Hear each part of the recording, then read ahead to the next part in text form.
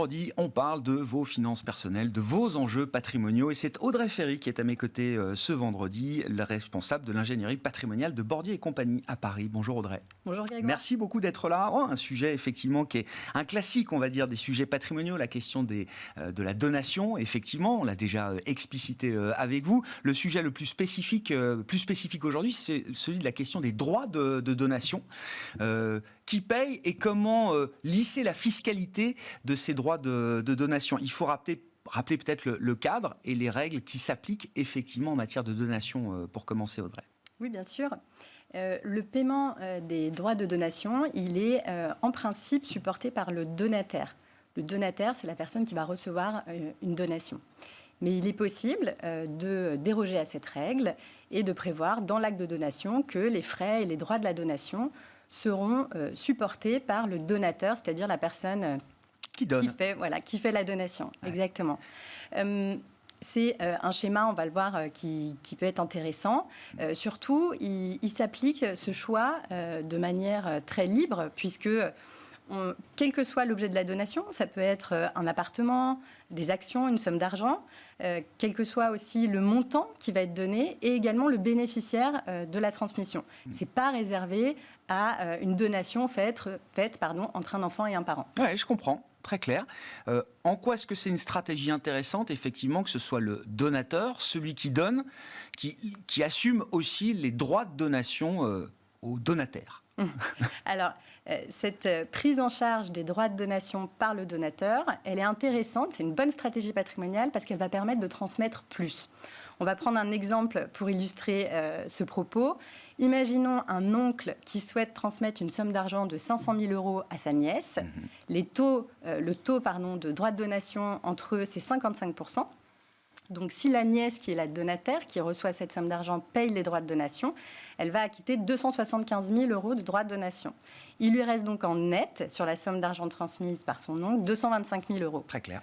En revanche, si on inverse les rôles, et c'est le donateur, donc l'oncle, qui paye les droits de donation, à ce moment-là, il va pouvoir transmettre 322 000 € et il va régler les droits de donation qui seront de 177 000 €. Donc, il a bien respecté son budget de 500 000 €, mais on voit que la nièce, dans ce cas, si on compare les deux situations, elle a effectivement reçu 100 000 € quasiment de plus que par rapport à la situation où c'est elle qui paye les droits de donation. Donc, c'est effectivement une très bonne effectivement, idée. Oui, c'est un gain substantiel. Comment est-ce que l'administration fiscale regarde ce genre de situation? Quelles sont les règles qui sont d'ailleurs édictées par l'administration fiscale dans ces cas d'ailleurs de donation, Audrey? Alors, on pourrait imaginer que l'administration fiscale, elle constate qu'une personne va payer des droits qui sont dus par une autre personne. Donc, elle aurait pu se dire, c'est un avantage, et donc on va considérer que c'est une donation indirecte qui va être soumise à des droits de donation. Heureusement, ce n'est pas la position qu'a retenue l'administration. Au contraire, en fait, elle va considérer elle tolère d'une part que le donateur puisse payer les droits de donation sans problème à la place du donataire, et elle va considérer que le fait de payer ces droits de donation est un avantage supplémentaire, mais on ne va pas le taxer au titre des droits de donation comme une autre donation. Oui, c'est pas considéré comme une donation au carré, d'une certaine manière. Exactement, sinon on a des droits de donation à l'infini. Oui, c'est ça. Donc, cette position de l'administration fiscale, elle n'est pas récente, puisqu'elle date d'une réponse ministérielle de 1975. Et puis, on est aussi conforté par la loi, puisque la loi, elle indique bien que l'assiette des droits de donation, c'est uniquement le montant transmis. Pas les droits de donation eux-mêmes. Oui, je comprends. Donc, il y a la loi et la tolérance de l'administration fiscale qui permettent cette opération. Tout à fait. On voit que c'est donc très intéressant financièrement, on l'a vu avec l'exemple, et fiscalement, c'est totalement neutre, donc ce serait dommage de ne pas le faire. Il y a même des dispositifs qui peuvent se cumuler, par exemple dans le cas de donations transgénérationnelles. C'est des donations qu'on va donner aux enfants et aux petits-enfants, ou même en présence de libéralité graduelle ou résiduelle. Ça consiste en fait à donner un bien à une première personne et ce bien sera transmis à une seconde personne. Dans ce cas-là, normalement, on peut imputer les droits qui ont été payés par le premier donataire sur les droits qui sont dus par le second donataire. Et bien, cette possibilité d'imputation des droits du premier donataire sera également possible, même si les droits n'ont pas été payés par le donataire, mais par le donateur. Je comprends. Quelles sont les contraintes, les conséquences auxquelles il faut être attentif dans ce genre de disposition, Audrey ? Alors, je vais citer 2 conséquences principales. La première, c'est comment s'analyse cet avantage supplémentaire par le paiement des droits de donation par le donateur d'un point de vue civil. D'un point de vue civil, on est dans une approche complètement différente à celle de l'analyse fiscale. D'un point de vue civil, on va considérer que c'est une donation indirecte. Et cet avantage, on va dire qu'il est rapportable au moment de la succession. Ah oui, d'accord. En fait, pour bien comprendre, imaginons un père qui donne un bien à son fils et puis un bien d'une même valeur à sa fille. Son fils a peut-être moins de capacité financière que sa fille et il va payer les droits de donation à sa place. Sans être remboursé. C'est vrai que si on regarde... Il y a un déséquilibre. Il y a un déséquilibre. Très clair. Et donc, on va considérer qu'effectivement, le fils a bénéficié d'une donation indirecte par rapport à sa sœur. Et il va devoir rapporter civilement cette donation.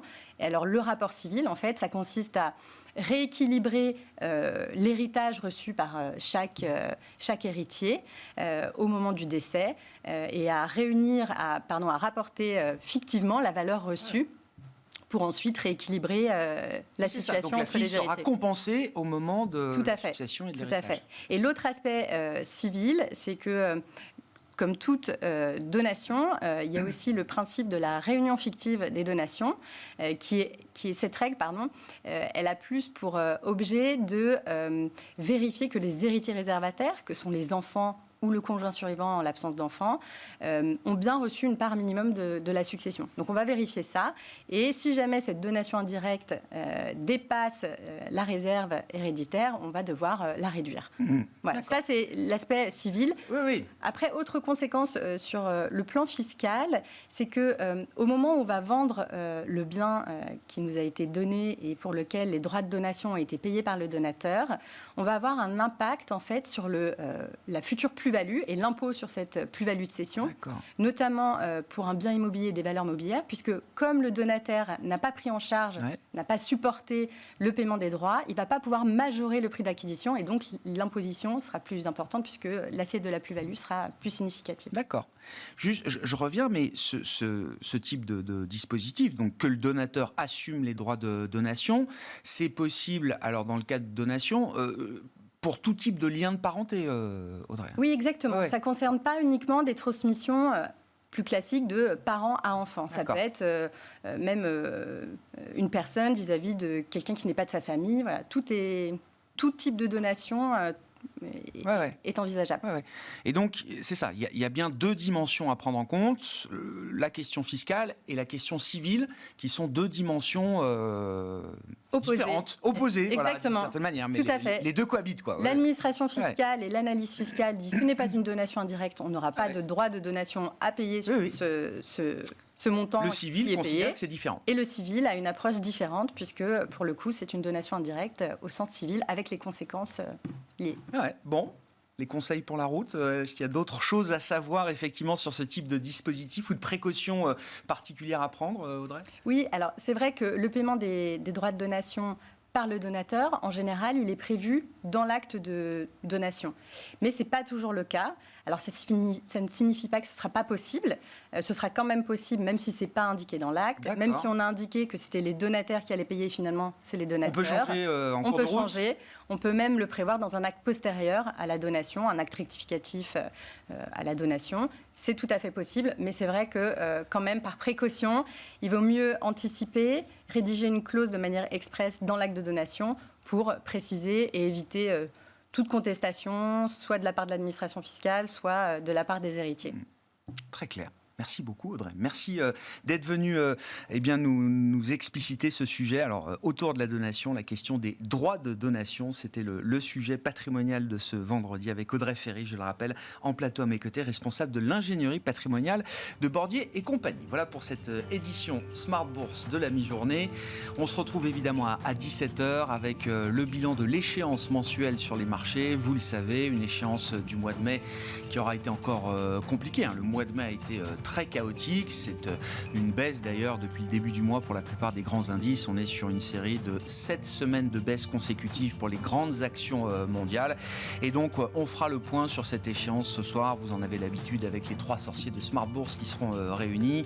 Philippe Béchat, Jean-Luc Cussac et Romain Daubry après l'expiration du futur CAC pour le mois de mai à 16h tout à l'heure, le CAC 40 à mi-séance qui gagne près de 1,5% au-delà des 6350 points. Voilà donc pour cette édition de la mi-journée qui se termine et on se retrouve à 17h en direct sur Bismart.